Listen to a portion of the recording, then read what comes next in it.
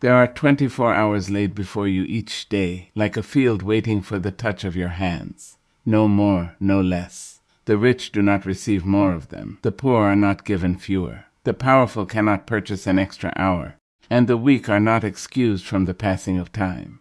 We all wake to the same silent gift, wrapped not in ribbon but in responsibility. And yet, how differently we spend it. How carelessly we let it slip through our fingers as though it were sand, never realizing that every grain is a moment of our life quietly disappearing. I stand before you to say that your life is not made in years. It is made in hours.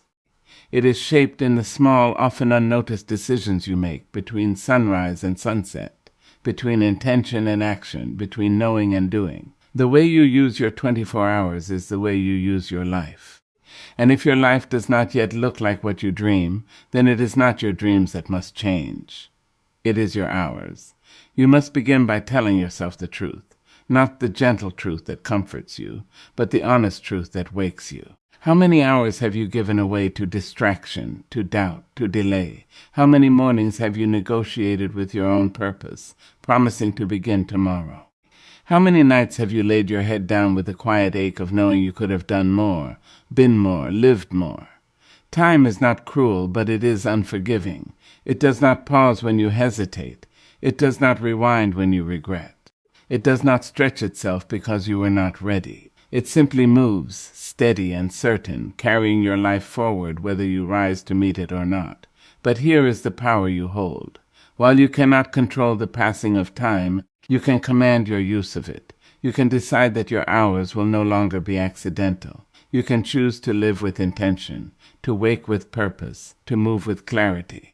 You can take what has always been given and finally treat it like the treasure it is. You do not need more time. You need more truth within your time. When the morning comes, it does not ask if you feel ready. It does not wait for your mood to improve or your doubts to disappear.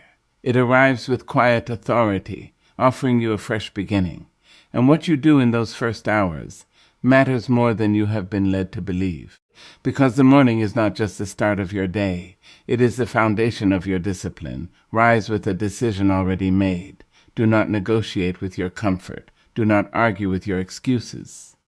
The voice that tells you to stay where it is easy will always be louder than the voice that calls you to grow. But you must learn to listen differently.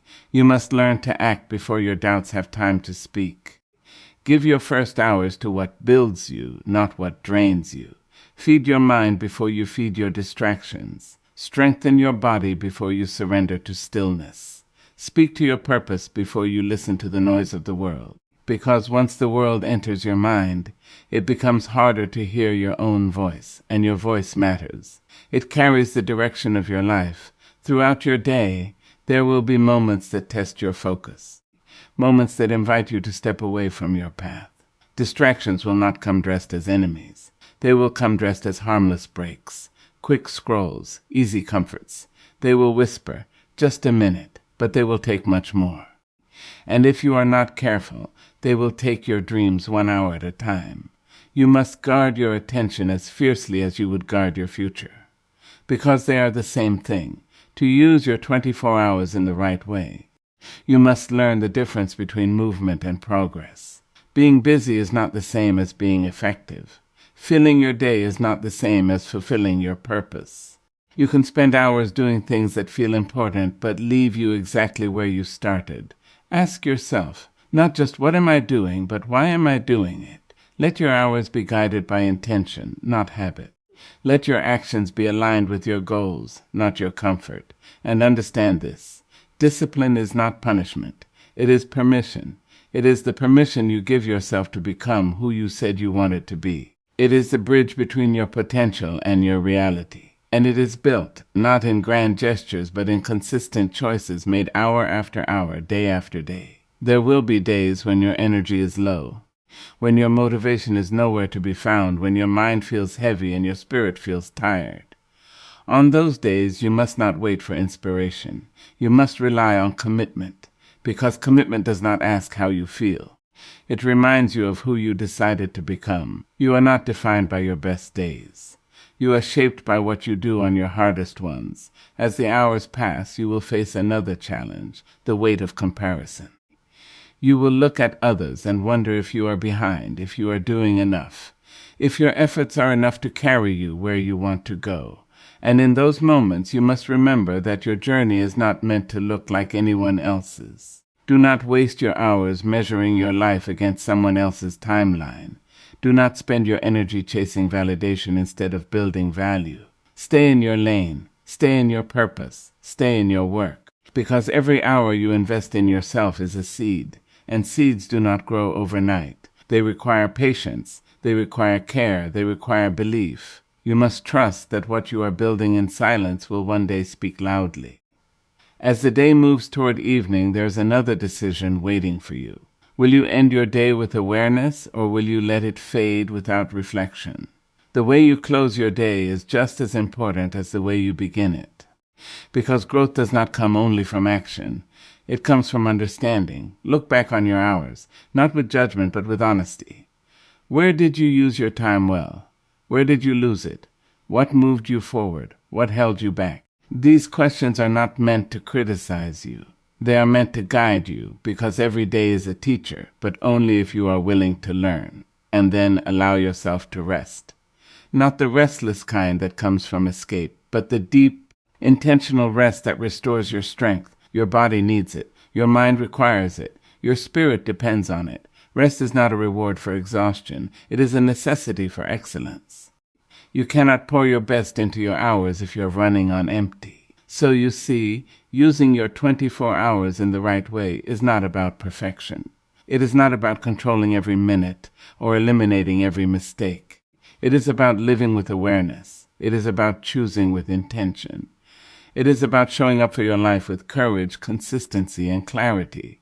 It is about understanding that your time is your life, and your life is happening now. Not tomorrow, not someday, but in this very moment. You have been given enough time to become who you are meant to be.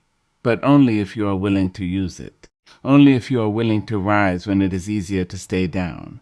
Only if you are willing to focus when it is easier to drift. Only if you are willing to act when it is easier to delay. Your hours are speaking for you, even when you are silent. They are telling the story of your priorities, your discipline, your commitment. They are revealing what you truly value, not what you say you value. So if you want to change your life, do not begin with your goals. Begin with your hours. Look at them closely. Protect them fiercely. Use them wisely, because one day you will look back and realize that it was never about having more time. It was always about honoring the time you had. You wake up and say you don't have time. You whisper it to yourself as if it were truth, carved into stone, as if it were a law written somewhere beyond your control. You say it when you delay your work, when you avoid your purpose, when you let another hour slip quietly into nothing. But time is not something hiding from you. It is not lost in some distant place waiting to be discovered. It is right there, sitting in your hands, waiting for your decision. You don't find time. You decide it.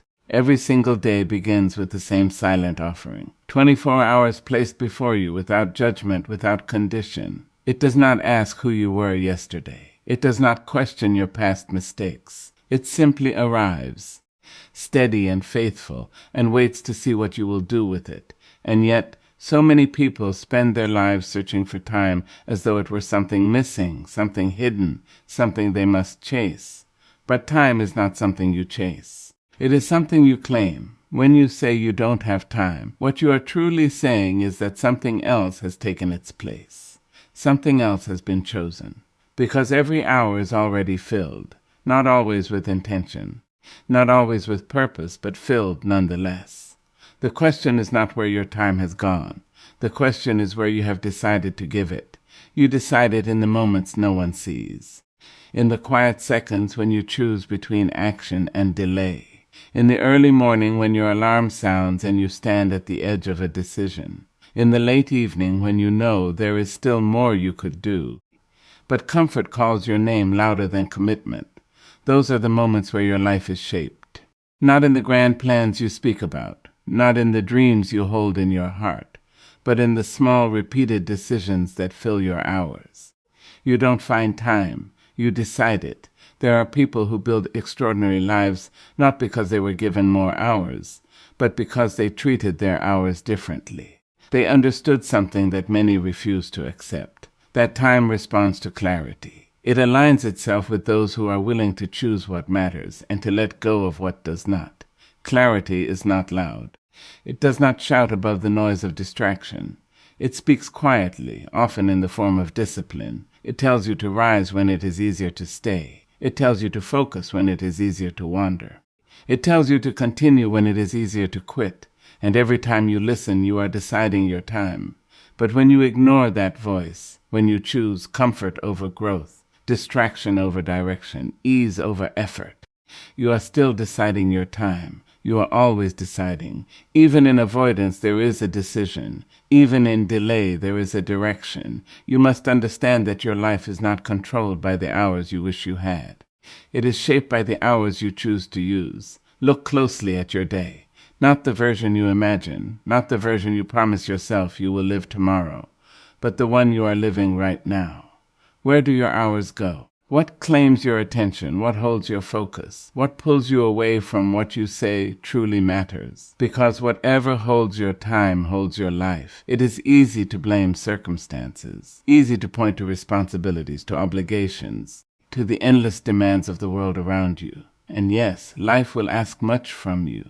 It will require your energy, your effort, your presence. But even within those demands, there is choice. Even within those responsibilities, there is decision. You decide how you respond. You decide how you prioritize. You decide what deserves your best hours and what is left with what remains. You don't find time, you decide it. And decision requires courage. Because once you accept that your time is yours to choose, you can no longer hide behind excuses. You can no longer say that life has taken something from you. You must face the truth that you have given it away. Given it to distractions that do not serve you, given it to fears that do not define you, given it to habits that do not build you. But the same power that allowed you to give it away is the power that allows you to take it back.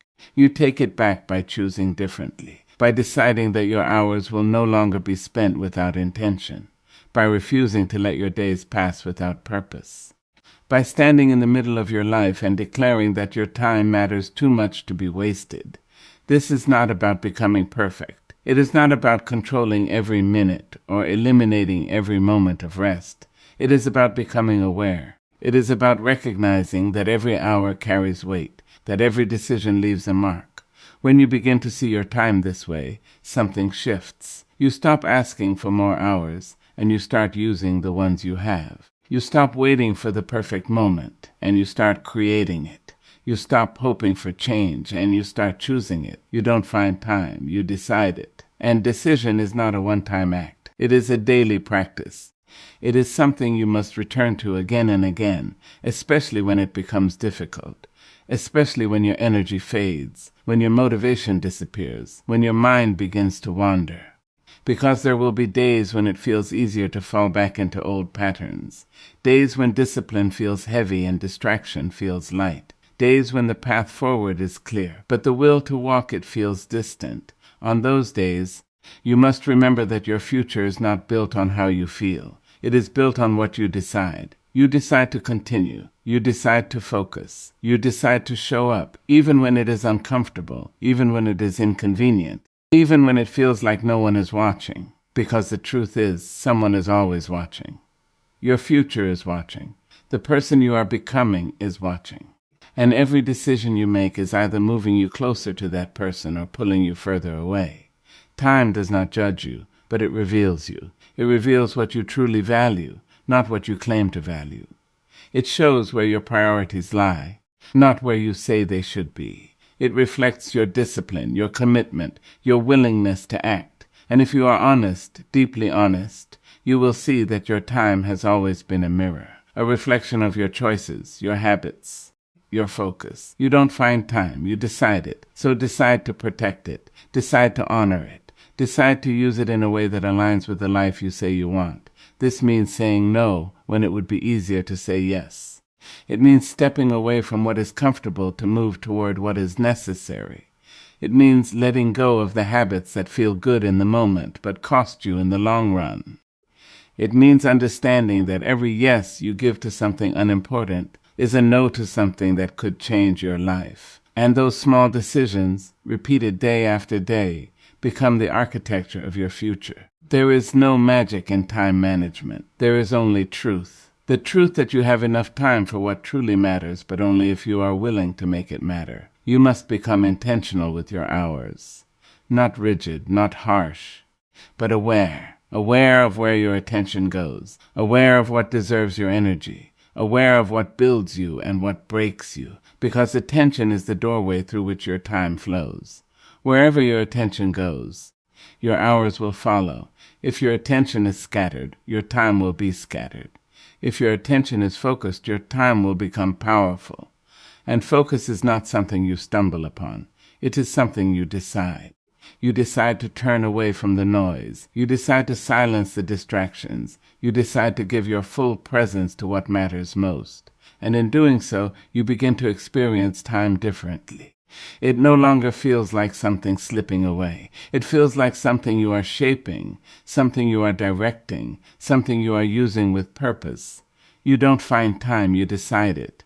And when you truly understand this, you stop waiting. You stop postponing your life for a tomorrow that is not guaranteed. You stop believing that someday you will have more time, more energy, more clarity, because someday is built from today. And if you cannot decide your time now, you will not suddenly decide it later. The habits you practice today will follow you into your future. The choices you make now will echo in the life you live later. So do not wait for a different day. Do not wait for a different version of yourself. Decide now, choose now, act now, because your life is not waiting. It is moving, it is unfolding, it is being written in real time, 1 hour at a time. And whether you realize it or not, you are the author. Every moment you choose how to spend your time, you are writing a sentence. Every day you decide how to use your hours, you are shaping a chapter. And over time, those chapters become your story. A story not of what you intended, but of what you did. Not of what you dreamed, but of what you decided. You don't find time. You decide it. So decide to live in a way that honors the life you have been given. Decide to rise above the habits that have held you back. Decide to step into the discipline that will carry you forward. Decide to treat your hours as valuable because they are. Decide to use them wisely because they will not return. Decide to invest them in what matters because that is how your life will grow. And as you continue to decide, as you continue to choose with intention and act with purpose, you will begin to see something change. Not just in your schedule, not just in your productivity, but in your identity. You will no longer be someone who is searching for time. You will become someone who commands it. You will no longer feel at the mercy of your hours. You will stand in control of them. You will no longer wonder where your life is going. You will know because you are deciding it 1 hour at a time,